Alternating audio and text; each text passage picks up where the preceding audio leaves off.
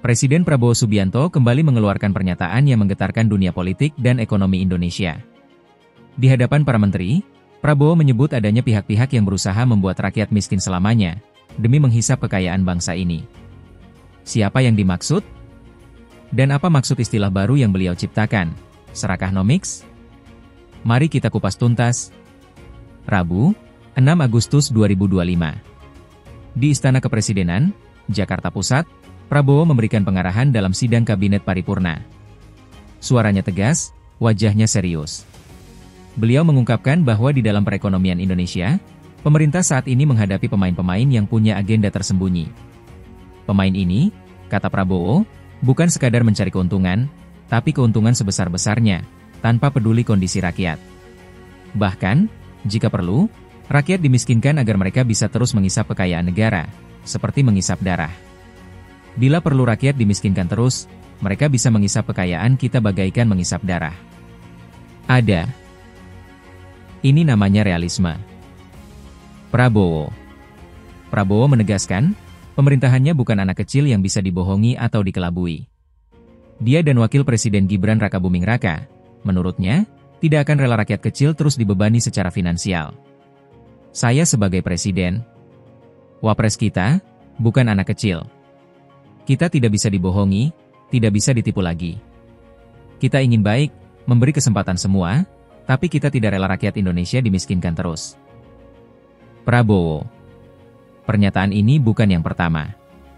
Sebelumnya, Prabowo kerap memperingatkan para pengusaha agar tidak memanfaatkan penderitaan rakyat demi keuntungan pribadi. Dan kali ini, pesannya semakin keras. Dalam beberapa kesempatan, Prabowo memperkenalkan istilah baru yang ia sebut Serakahnomics. Istilah ini ia gunakan untuk menggambarkan paham ekonomi yang dianut kelompok-kelompok tertentu yang hanya mementingkan keuntungan pribadi atau golongan. Bagi Prabowo, ini bukan lagi soal neoliberalisme, pasar bebas, atau kapitalisme. Menurutnya, Serakahnomics adalah bentuk kerakusan tingkat tinggi. Bahkan, saat peluncuran kelembagaan 80.000 koperasi desa dan kelurahan Merah Putih di Klaten, Jawa Tengah, pada 21 Juli 2025, ia menyebutnya sebagai kurang ajar. Ini bukan mazhab neolib, bukan pasar bebas, bukan kapital. Ini mazhab Serakahnomics. Prabowo. Bahasa yang digunakan Prabowo cukup tajam. Ia menyebut ada pihak-pihak yang bisa disebut sebagai vampir ekonomi menghisap darah rakyat demi memperkaya diri sendiri. Ia mengaku sudah berkali-kali memberikan peringatan. Mengingatkan para pelaku usaha agar mematuhi ketentuan hukum. Tapi peringatan ini tampaknya belum sepenuhnya diindahkan. Saya sudah beri warning sekian bulan, tolong patuhi ketentuan, patuhi undang-undang. Masa tega? Petani setengah mati, rakyat kita masih banyak yang susah. Ada yang cari keuntungan di atas penderitaan rakyat, itu namanya menghisap darah rakyat, parasit, vampir-vampir ekonomi. Prabowo. Pernyataan Prabowo ini menimbulkan beragam respons. Di satu sisi, masyarakat menyambut baik sikap tegas Presiden yang membela kepentingan rakyat kecil. Namun, di sisi lain, pengusaha mungkin merasa terdesak dengan narasi yang begitu keras. Tantangan pemerintah kini adalah bagaimana membuktikan ucapannya dengan tindakan nyata. Apakah kebijakan-kebijakan baru akan benar-benar menekan praktik Serakahnomics?